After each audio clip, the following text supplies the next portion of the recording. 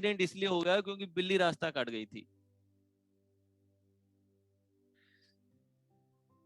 मतलब आज की 21वीं सदी में भी लोग ऐसे हैं जो बिल्ली के रास्ता काटने पे रुक जाते हैं। यहां भी बैठे कई रुक जाते होंगे, ठीक है। जो रुकते हैं उनका गेटकीपर एक्टिव हो गया होगा, नहीं सर होता है सर, ऐसा नहीं होता, ठीक है, पहले समझ लीजिए। बताइए, इंटरव्यू का खराब होना और बिल्ली का रास्ता काटना, दोनों में क्या कनेक्शन है? बिल्ली को तो बेचारी को पता भी नहीं है कि तुम इंटरव्यू देने जा रहे हो। अगर आपका बिल्ली रास्ता काट गई है, इससे दो लॉजिकल बातें पता चलती हैं बस। पहली तो ये कि आपसे पहले घर से निकली थी वो। दूसरा ये कि आपसे ज्यादा जल्दी है मंजिल पे पहुंचने की उसे। तो मैं तो स्पीड भगा लेता हूं कि भैया ये भी आगे निकल गई, अभी तो तेज कर लो। लोग क्या करते हैं कि कई बार इस कॉज एंड इफेक्ट फ्रेम में रहने की वजह से कंटिन्यूसली एक्सटर्नल चीजों पे ब्लेम डालने लगते हैं। ये बिल्ली का रास्ता काटना एक टाइम पे रेलिवेंट था। जब इमेजिन करें कि आप जंगल में हैं, ओके, और जंगल के अंदर, जब बिल्ली का मतलब क्या है कि शेरनी के बच्चे, जो कैट फैमिली है, तो जब शेरनी के बच्चे किसी रोड को क्रॉस कर रहे हैं या किसी रास्ते से गुजर रहे हैं, तो इसका मतलब है कि शेरनी के आसपास होने के चांसेस हैं, और उसके बच्चों के आसपास भी भटकना अपनी जान को अपनी मौत को इनविटेशन देने के बराबर है।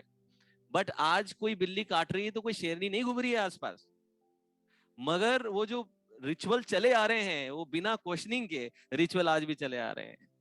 एक मनोवैज्ञानिक, एक वैज्ञानिक ने रिसर्च किया इस पे कि कैसे हमारे कई सुपरस्टिशियस बिलीफ कैसे जनरेशन टू जनरेशन सरवाइव कर जाते हैं, कई हजारों सालों तक सरवाइव कर जाते हैं। तो एक बहुत इंटरेस्टिंग केस स्टडी आपको बताता हूं कि इस वैज्ञानिक ने क्या किया कि एक गड्ढा बनाया, उस गड्ढे के अंदर लगभग 7-8 बंदरों को डाल दिया, 10 बंदरों को उसमें डाल दिया, और एक लेडर बना दी, और उस लेडर के टॉप पे बनाना लटका दिए, ठीक है। और इन सभी बंदरों के शरीर में एक हल्का सा इलेक्ट्रिक शॉक देने के लिए इलेक्ट्रिक इलेक्ट्रोड डाल दिया गया। अब जैसे एक बंदर अगर सीढ़ी चढ़े और वो बनाना को पकड़े, सभी बंदरों के अंदर वो स्विच ऑन करते और सबको इलेक्ट्रिक करंट लगता। अब पहली बार में तो उन्हें समझ में नहीं आया, लेकिन 2-3-4-5 बार बाद में समझ में आ गया कि जब भी कोई ऊपर जाता है इलेक्ट्रिक करंट लगता है। तो अब जैसे ही कोई सीढ़ी चढ़ने की कोशिश करे, सारे बंदर पकड़ के उसको तोड़े और मारे, ऊपर नहीं चढ़ना है। अब क्या किया इन्होंने, बीच बीच में वो जो 10 बंदर प्रोग्राम हो चुके थे इस रिचुअल से, उनमें से कुछ बंदरों को बाहर निकालना चालू किया और उसकी जगह नए बंदरों को डालना चालू किया। अब जो नए बंदर थे, इन पे कोई इलेक्ट्रोड नहीं लगी हुई, इनको कोई करंट नहीं आ रहा, ये सिर्फ आसपास वालों को देख रहे हैं। और जैसे ही एक ऊपर चढ़ता है, बाकियों को करंट लगता है, तो ये भी पकड़ के उसको मारने लगते हैं। इनको अब वजह नहीं पता कि क्यों मारा जा रहा है, इनको अभी वजह नहीं पता कि ऊपर क्यों चढ़ा जा रहा है। अब धीरे धीरे बिना इलेक्ट्रोड वाले 2 बंदर की जगह 4 बंदर कर दिए, 5 बंदर कर दिए, इलेक्ट्रोड वालों को निकालते गए, और एक पॉइंट आया 10 के 10 बिना इलेक्ट्रोड वाले, और अब एक भी केला तोड़ने ऊपर नहीं चढ़ता है। महीनों बीत गए लेकिन एक भी नहीं जा रहा, और कभी कोई प्रयास कर भी ले तो बाकी सब लोग पकड़ के उसको नीचे निकाल के मारते हैं, लेकिन किसी को नहीं पता कि क्यों। This is the power of ritual transfers. Clear है? आपके घर में आप देख लेना, आप इतने सारे रिचुअल्स करते होंगे, लेकिन 99% का आपको कुछ नहीं पता कि क्यों कर रहे हैं। मैं ये नहीं कह रहा कि ये खराब है, ये एक समय पे हो सकता है रेलिवेंट थे, लेकिन अब उनकी रेलिवेंसी जा चुकी है। लेकिन still people are connected to this because they they are full of fear कि अगर मैं ये रिचुअल नहीं करा तो मेरे साथ कुछ बुरा हो सकता है।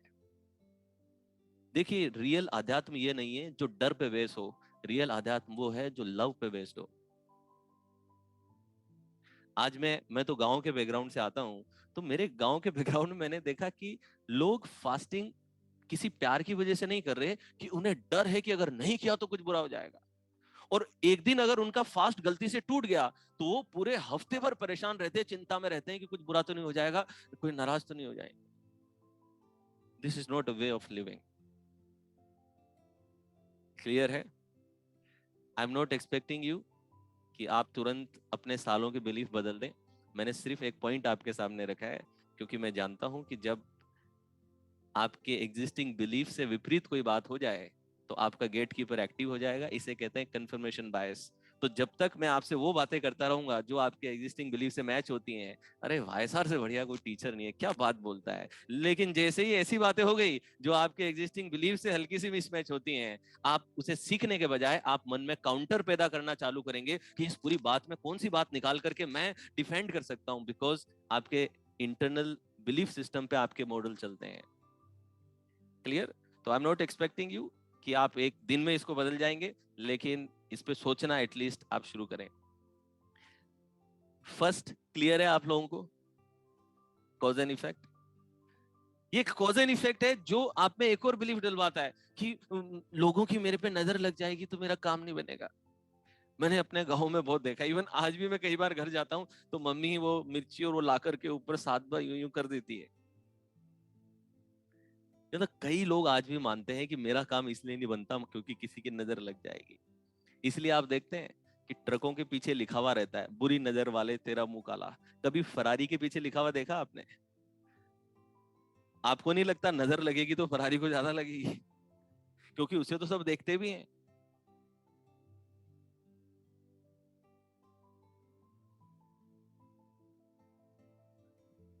सुनो, देखिए अगर नजर लगा के ही किसी का काम बिगाड़ सकते हैं तो फिर ये बॉर्डर पे सोल्जर्स क्यों रखे हुए हैं?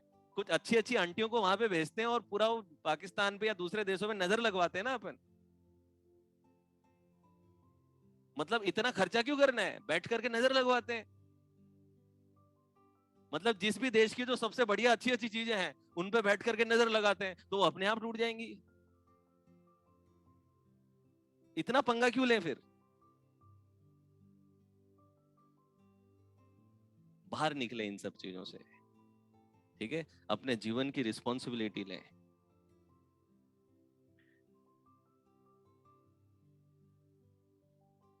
क्लियर?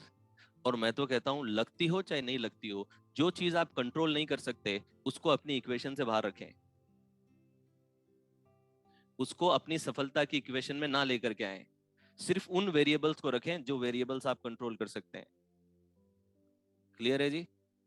अदरवाइज सिर्फ परेशानी क्रिएट होगी, मुसीबत क्रिएट होगी, फ्रस्ट्रेशन क्रिएट होगी और कुछ नहीं होगा। बात चल रही है तो बता देता हूं कि ये बनते कैसे, ये मैकेनिज्म क्या है, ये अंधविश्वास बनने के मैकेनिज्म्स क्या हैं, ये इंसान के अंदर आया कैसे की नजर लगती है। मैं भी मेरे बचपन में, मेरे परिवार में सब ये चीज मानते हैं, आज भी मानते हैं, क्योंकि आप कितना भी समझा लो आपकी डीपली रूटेड बिलीफ कई बार, अगर आप विलिंग नहीं है उस गेटकीपर को साइड में करने के लिए, if you are not open you will not learn it.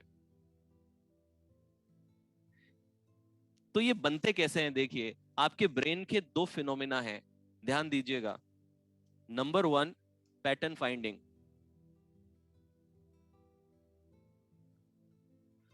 ये थोड़ा सा साइकोलॉजी का और न्यूरो साइंस का टॉपिक बता रहा हूं, एनएलपी का नहीं है, लेकिन ध्यान दें।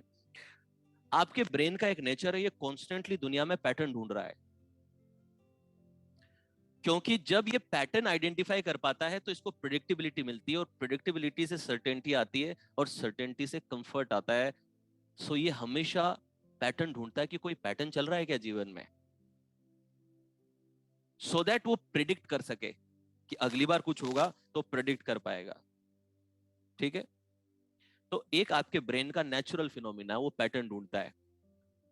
जैसे कि आप एक बार इंटरव्यू देने गए, बिल्ली रास्ता काटी। दूसरी बार इंटरव्यू गए, बिल्ली रास्ता काटी। आपने दो चार दोस्तों में देखा कि उनका खराब हुआ, बिल्ली रास्ता काटी। इसने एक पैटर्न देखा कि इंटरव्यू का खराब हो रहा है और बिल्ली रास्ता, ये पैटर्न रिपीट हो रहा है। तो ये पैटर्न ढूंढता है। कई लोग 11 बज के 11 मुझे बार बार दिख रहा है, ये नंबर मुझे बार बार दिख रहा है, 121 मुझे बार बार दिखता है, ये चीज मुझे बार बार दिखती है, पैटर्न। तो पहला आप पैटर्न देखते हैं कि कोई चीज अगर रिपीट हो रही है तो आप उसको पैटर्न की तरह देखने लगते हैं। और सेकंड है कोजेशन फॉलिसी।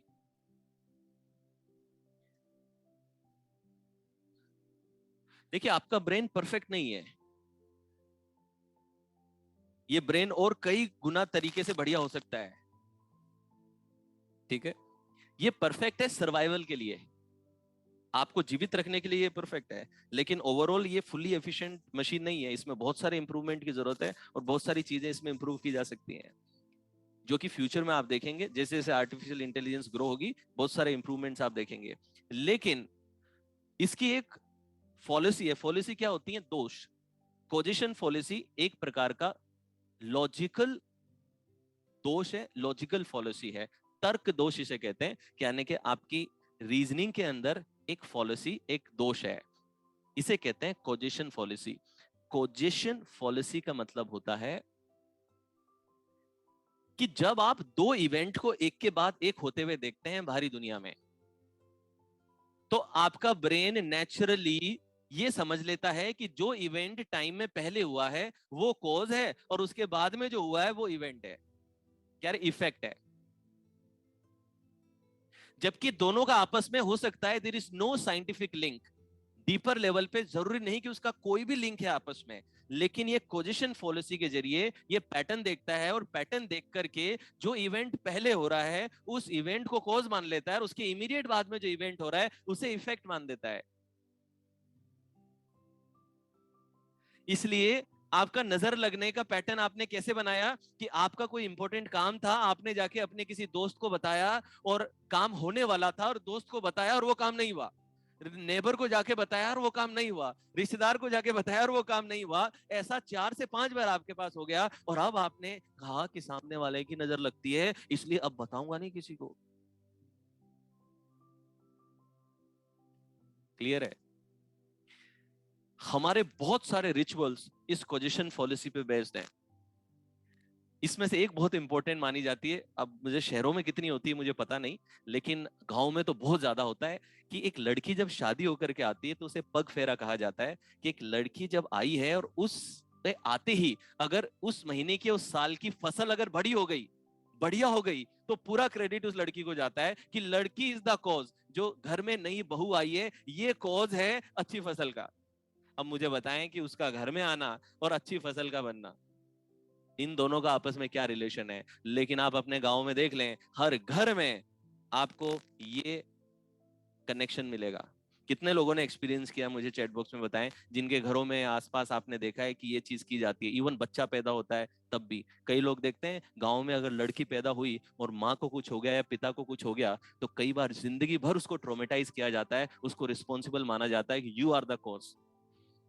पैदा होते अगर नौकरी लग गई तो भी उसको कॉज दे रहे हैं, और नहीं लगी अगर टूट गई तो भी उसको कई बार प्रेशराइज कर रहे होते हैं।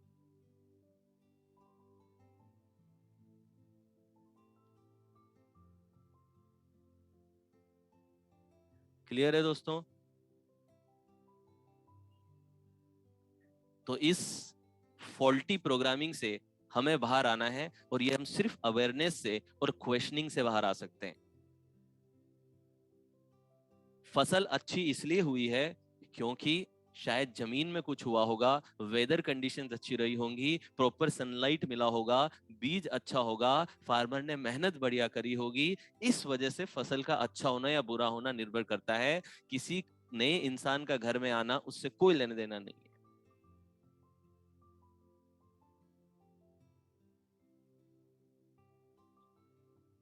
ये फ्रेम क्लियर है? सेम पेज लिख दें, if this frame is clear to you, so that हम दूसरे फ्रेम में आ सकें। हमारा जो दूसरा फ्रेम है, तो कॉज एंड इफेक्ट फ्रेम से हमें जिंदगी में बाहर निकलना है, अदरवाइज हम विक्टिम होंगे और प्रोडक्ट ऑफ सर्कमस्टेंसेस होंगे और स्टक रहेंगे।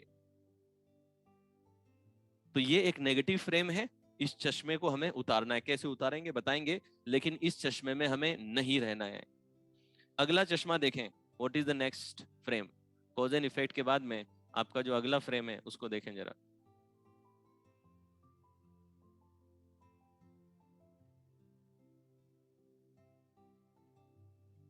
सेकंड फ्रेम है result versus excuse frame.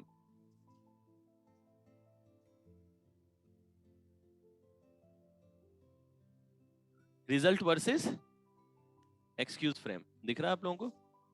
Result versus excuse. Result versus excuse frame वो चश्मा है जिस चश्मे में आप अपनी एनर्जी और अपना फोकस रिजल्ट प्रोड्यूस करने में नहीं लगाते, एक्सक्यूज बनाने में लगा रहे होते हैं।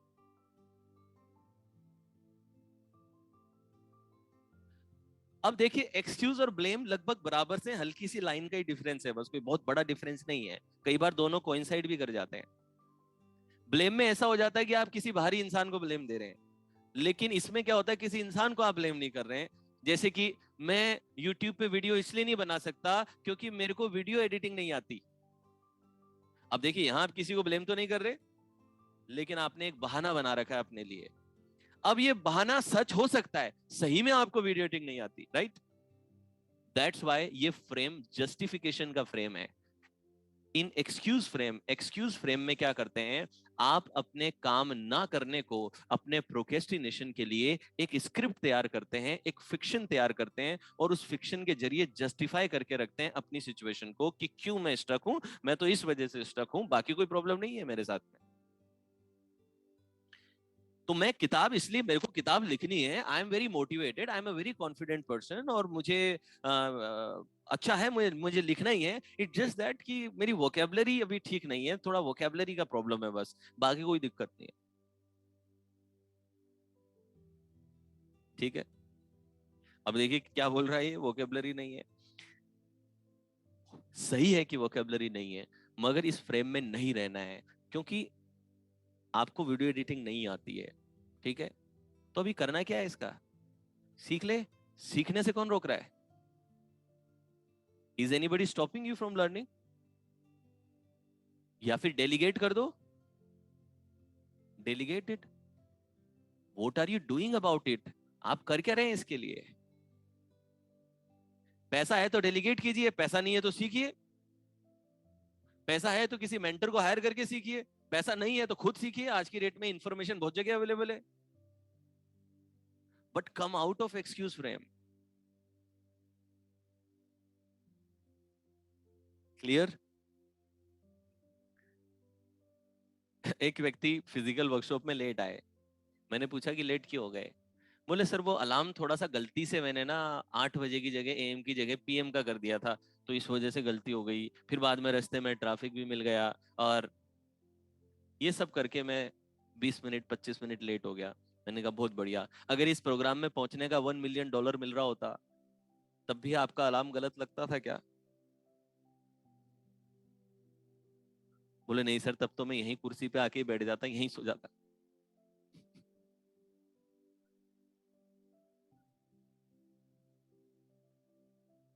क्लियर? एक्सक्यूज फ्रेम कैसे ये हल्का सा डिफरेंट है। तो यहाँ पे आप क्या अचीव करना चाहते हो, उस पे आपका कोई फोकस नहीं है। आप बस अपनी पूरी एनर्जी में कैसे बहाना बना दूं इस चीज के लिए, कैसे भागूं इस चीज से, उसी पे बना रखा है बस। सिर्फ वो कोचिंग शुरू करनी है। लगता है लोग सुझाव के लिए आते भी हैं, मुझसे बात करके लोगों को अच्छा भी लगता है, बट वो जो वेबिनार कैसे करते हैं, वो जो मार्केटिंग कैसे होती है, क्लाइंट कैसे मिलता है, वो एक्चुअली मुझे आता नहीं है, इस वजह से मैं कुछ नहीं। तो सीखो, नहीं आता तो। हमेशा के लिए इस प्लेनेट पे नहीं हो। ध्यान रखना, you are not the resident of this planet, you are just a visitor on this planet. अपने आप को एक विजिटर के तरह देखेंगे, तो आप जब कहीं 5 दिन अगर बाली गए हैं या 5 दिन मॉरिशस गए हैं, तो आप उन 5 दिन का बेस्ट यूज लेते हैं कि नहीं लेते? मतलब सुबह जल्दी उठ के भी पूरा ऐसा लगता है कि 5 दिन में पूरा मॉरिशियस को निचोड़ लूं पूरे को। तो वो 5 दिन का ट्रिप है, ये 60 70 80 साल का ट्रिप है, कोई ज्यादा अंतर नहीं है। आप 60 साल के कॉन्टेक्स्ट में देखते हैं तो आपको 5 दिन छोटा लगता है, लेकिन आज यूनिवर्स 14 बिलियन साल पुरानी है, 1400 करोड़ के कॉन्टेक्ट में 60 साल क्या होता है? कुछ भी नहीं है। एक आंख झपकती है और 60 साल खत्म। अगर आप कॉस्मिक स्केल पे देखेंगे तो आपका एग्जिस्टेंस जो है वो एक ब्लिंक ऑफ आई भी नहीं है। कब झपकेंगे और कब जिंदगी खत्म हो जाएगी पता भी नहीं चलेगा। तो एक्सक्यूज में से निकले। ठीक है, कैसे निकलूं सर? कहना बहुत आसान होता है, ये फिर एक्सक्यूज। ये तो एक सबसे बड़ा एक्सक्यूज है, सर कहने में आसान होता है, आप तो वहां से खेदेंगे, लेकिन करना मुश्किल होता है। हाँ होता है करना मुश्किल। अब आपको किसने सिखाया कि आसान होना चाहिए? ये सीखा कहां से कि आसान होनी चाहिए चीजें? From where you have this expectation from life that things will be easy? ध्यान रखिएगा, easy choices will make your life difficult and difficult choices will make your life easy. अमीर बनना भी डिफिकल्ट है, गरीब रहना भी डिफिकल्ट है, चूज योर डिफिकल्ट। फिट होना भी डिफिकल्ट है, मोटा रहना भी डिफिकल्ट है, चूज योर डिफिकल्ट।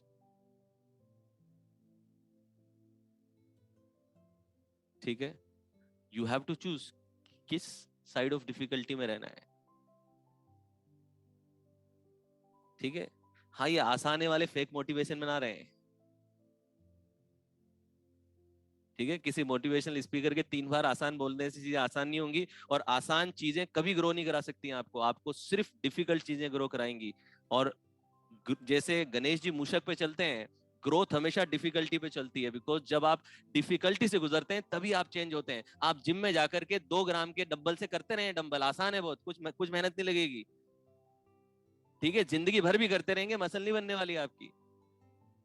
आसान चीजें कभी नहीं बदलेंगी, और जिंदगी से आसानी की एक्सपेक्टेशन ना रखें। और ये सवाल ही गलत है, इजी और डिफिकल्ट। ये सबसे डम्ब सवाल कोई इंसान अगर किसी काम की शुरुआत में पूछ सकता है, सबसे मूर्खतापूर्ण सवाल अगर कोई पूछ सकता है, तो वो सवाल है कि ये आसान होगा कि डिफिकल्ट होगा। एडमंड हिलरी जब माउंट एवरेस्ट पे पहुंच जाने का डिसीजन लेता है ना, वो आसान और डिफिकल्ट नहीं पूछता है, उसे ऑब्वियस है कि डिफिकल्ट है, कुछ बड़ा करने जाओगे तो ये ऑब्वियस है कि डिफिकल्ट है। सवाल ये नहीं होना चाहिए इजी के डिफिकल्ट, सवाल ये होना चाहिए is it going to be worthy? Worth है कि नहीं है? इस पेन से गुजरूंगा, इस डिफिकल्टी से गुजरूंगा, एंड में वर्दीनेस होगी कि नहीं होगी, कि जब अपनी जान जोखिम में डाल के भी एवरेस्ट पे पहुंच जाऊंगा, और आने वाली जनरेशन टू जनरेशन जब ह्यूमन बीइंग को इंस्पिरेशन मिलेगी, उसको आगे जब ये ज्ञान मिलेगा कि ह्यूमन स्पिरिट के आगे माउंट एवरेस्ट जैसा ऑब्स्टेकल भी छोटा पड़ सकता है, अगर ह्यूमन स्पिरिट में आ जाए कि मुझे उसे कॉन्कर करना है, तो वर्दी होगी कि नहीं होगा? क्लियर है? और एक नोट आप आज ही बना लें, that everything is difficult. Fake motivation के चक्रों में ना रहें। Everything that is going to change you is difficult. Anything that is very useful to improve your life is going to be difficult. मगर ब्रैकेट में लिखें in the beginning, everything is difficult, और bracket में लिखें in the beginning. ज्यादा बड़ी बातें नहीं करते, आप अपने बचपन को देख लें। एक बच्चे को बिना सपोर्ट के सिर्फ बिठाने में महीने लग जाते हैं, स्ट्रगल से गुजरता है, गुड़कता है कई बार। एक बच्चा जब चलना सीखता है, महीनों लग जाते हैं, गिरता है, पड़ता है, पकड़ पकड़ के चलता है, उसका स्ट्रगल आपको दिखेगा कि कितना डिफिकल्ट है। अपने हाथ से निवाला तोड़ के उसको सही ढंग से बिना मुंह को गंदा किए अपने मुंह पे रख पाना, ये भी डिफिकल्ट है।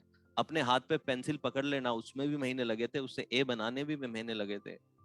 अपने जूता खुद से पहन लेना, उस जूते की लेस बांध लेना, कम से कम 5-6 साल के हुए थे आप तब जाकर के ये कर पाए थे। लेकिन अब इजी है ना। तो everything is difficult but only in the beginning.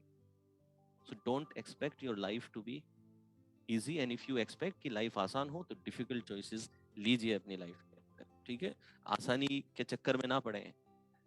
तभी तो एक्सक्यूज आते हैं, लोग इजी एक्सपेक्ट करते हैं। तीसरा पॉइंट लिखें, third frame. Second frame clear है?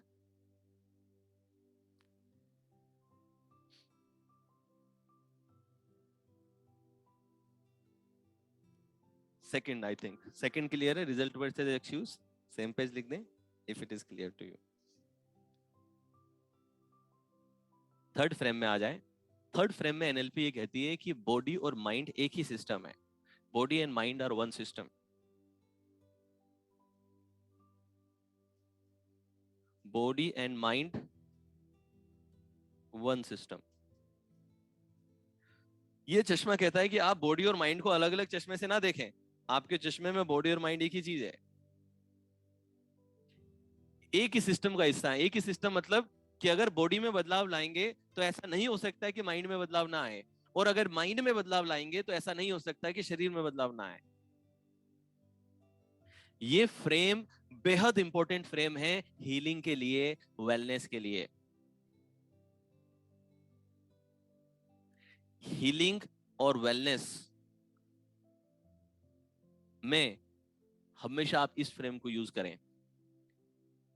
माइंड में चेंज यानी कि अपने विचारों में बदलाव ला करके मैं अपने शरीर में बदलाव ला सकता हूं। तो अगर मेरे अंदर का स्ट्रेस, मेरे अंदर की नेगेटिविटी, मेरे अंदर का इनर पेसिमिज्म अगर मेरे शरीर में टॉक्सिसिटी और बीमारियां पैदा कर सकता है, तो मेरे माइंड में बदलाव ला करके मैं उसे रिवर्स भी कर सकता हूं। या फिर मेरी बॉडी को पोस्चर और फिजियोलॉजी को चेंज करके मैं अपनी मेंटल स्टेट को भी बदल सकता हूं। Body and mind are one system. Clear? चलिए एक दो एक्सरसाइज कराता हूं तो आपको थोड़ा और क्लैरिटी मिलेगी कैसे बॉडी माइंड, आपके माइंड पे आप इंपैक्ट कुछ सोचते हैं तो आपके शरीर पे इंपैक्ट डालता है। चलिए सभी लोग आंखें बंद करें, एवरीबॉडी क्लोज योर आईज। कंधे सीधे, नेक स्ट्रेट, स्पाइन सीधी।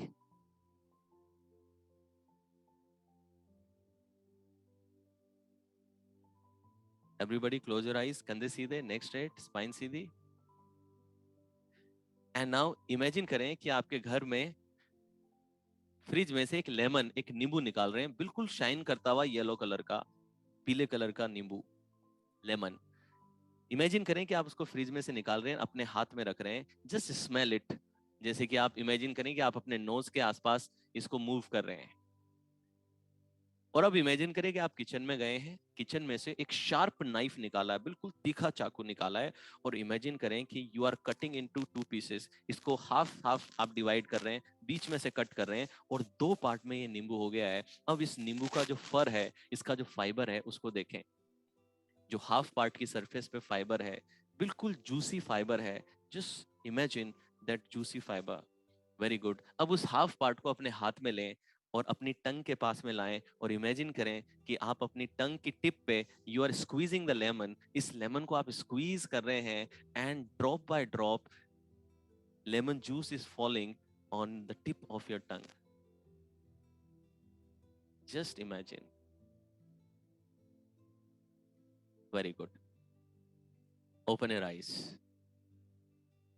मुझे चैट बॉक्स में बताएं कितनों को सलाइवेशन हुआ, जैसे कि मुंह में पानी आ गया हो। हुआ? Yes.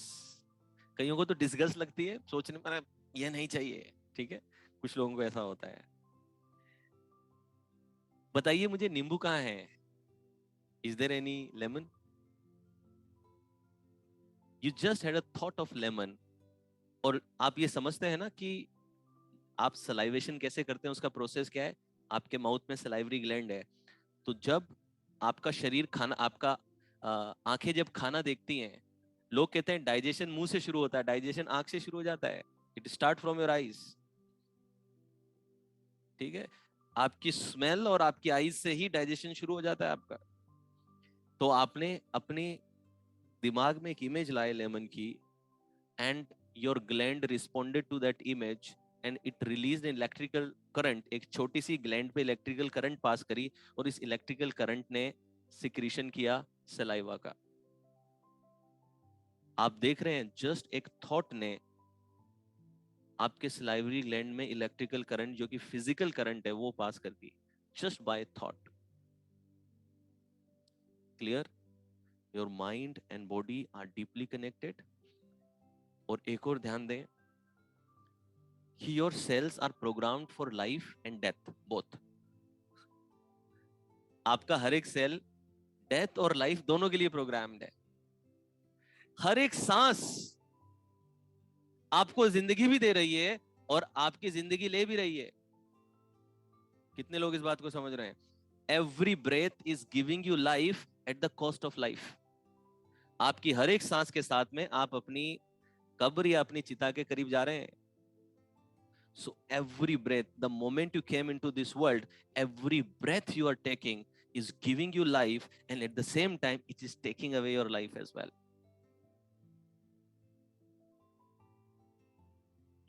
Your cells are programmed for death, they are programmed for life as well. So what kind of message you want to give them? You want to give them the message of life, or you want to give them the message of death? Every thought that you're creating is a message that you're transferring to your cells, and your cell body means your cell. Your cells are listening to each and every thought that you are generating. जिस तरीके से एक मछली, एक fish उस पानी का अंदर है, उसी तरीके से आपके विचारों से पैदा होने वाली जो केमिस्ट्री है, उस केमिस्ट्री में आपका सेल जीवित रहता है। तो मुझे बताएं कि अगर आप एक जहरीले पानी में मछली को डाल देंगे,